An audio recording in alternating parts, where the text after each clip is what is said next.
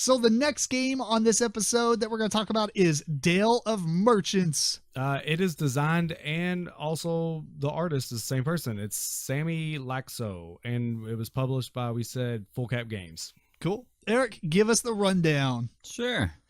So Dale of Merchants is a 2 to 4 player game. It's a deck builder that plays under an hour. So in the game, there are animal folk merchants that come to Dale, which is a city, and they're trying to compete to be the best merchant, and whoever's the best gets invited into this guild, and that's what you're trying to do. So the game, there's like basically part 1 and part 2, which is not really an expansion, but you can play them both together. This is more of the same, basically. More of the same.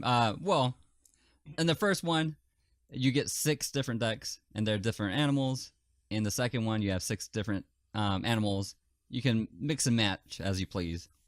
So when we played a mixture of the two. And how you start the game is you will get players plus 1 number of decks. So if you're playing a 3-player game, you're going to get 4 different animals, mix them together, and they're going to form your market, basically. You put 5 cards out, that's your market. You start off with 5 cards. And in the game, you have 5 different actions, or 4 different actions that you can do on your turn, and you'll do one of these. You'll buy a card from the market, which in this game, it goes directly to your hand, which is a lot different than most deck builders. Oh, that is kind of different, yeah. Instead of going to your discard. You can play it for its action on its card, and in some of these cases, there is going to be a plus mark. In those cases, it gives you an additional action. So it's something like Dominion, where you can play multiple actions. Yeah. Mm-hmm. And then the third thing you can do is build your stalls, and that's going to be the object of the game. Is you're trying to build these stalls, and it starts with 1, and you have to build your stalls up to 8 count. The first one, you have to sacrifice a card. That's 1 point in value, and going forward on different turns, you're going to sacrifice a card or more than 1 card, but it has to be from the same animal of value 2, value 3, and so forth. The first person to get 8 stalls, or your eighth stall, wins the game immediately. And the last thing you can do is do inventory, where you just discard your cards. And after you do your action, you're always going to draw back up to 5, not discard all your cards and get 5 like many typical. So you can save cards between rounds. Right. That's cool. Yep. No, I like that. I like that. I didn't know that part. I also didn't know the part about putting it right in your hand. Yes, putting it right into your hand when it's purchased. That's pretty cool too. Yeah. So you can kind of work on your next hand. I at one point we had talked about doing a segment every once in a while called Into the Pit, where we take 2 games and put them against each other. Right. Mm-hmm. How would this one be a good candidate to go into the pit with Valley of the Kings? Sure, because it kind of has a lot of similar mechanics. You are deck building. You are going to, in Valley of the Kings, you're sacrificing throughout the game, or really not throughout. You are trying to deck build to make the best deck, but at some point, you're going to sacrifice cards for points. Yeah. In this game, you're kind of doing the same thing. So there is a lot of similarities. I think this one's a little bit more forgiving though, because it seems like the cards that you're sacrificing at first, because you have to do 1, 2, 3, 4 points, whatever. Right. If you're putting a 1 point out, it's probably a weak card. If you put a 2 point out, it's a weaker card. If you put a 3, it's starting to get, it ramps up. Right. Which I guess you could put multiples of lower cards. Correct. Mm-hmm. But you're still keeping up. But in Valley of the Kings, if it's a great card, it's worth a lot of points. Correct. Or was it like that? Or maybe it was like set bonuses. Yeah, Valley of the Kings had a lot more with the balance of, I'd like to use this card more, but time to get rid of it, and not use its effects. So, yeah, that's interesting. Yeah, I haven't played Valley of the Kings in a while. After watching the video for this one, I was like, man, I kind of want to play Valley of the Kings again. Yeah, so if you like Valley of the Kings, I think you would like this one as well. Yeah. Oh, yeah, definitely. They look pretty cool. So I like the artwork a whole bunch. It has great artwork. I do like that all of the decks feel different, and there's a lot of variations. It has its own like mechanical theme, almost like the colors in Magic. Right, somewhat. And they are, they do give you a lot of different things that they do. So they're not too similar. Where I see in some deck builders. Yeah. Well, that's cool. What'd you think about it, Matt? Yeah, it was fun to play. You're a resident deck builder fan. Yeah, it was fun. It's kind of a racy, feel to it, because once the stalls start going down, it's kind of like you do your best to kind of keep up with everyone else. Right.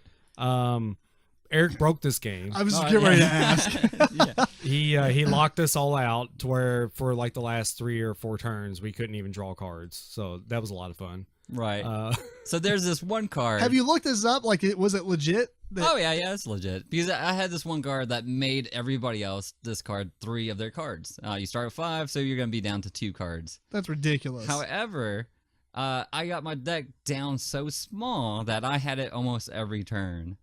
I think I got it down to like 7 cards. Is there only one copy of every card, other than like starting cards or whatever? No, there was multiples, but I don't know how with many. that certain card, I think there was only one. Gotcha. So, like a lot of deck builders, you have that, in each deck, there might be that, the really good high cost card, right. 6 cost or something. Most other things are 4 and 3. It's weird that I'm getting more excited about playing Valley of the Kings again. Yeah. I think that went off my radar. It just kind of like disappeared. It's interesting, yeah.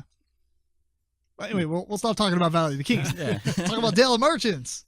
So yeah, I mean, did it feel like, because obviously there's not a lot of stuff there, but did it feel like there was a lot going on?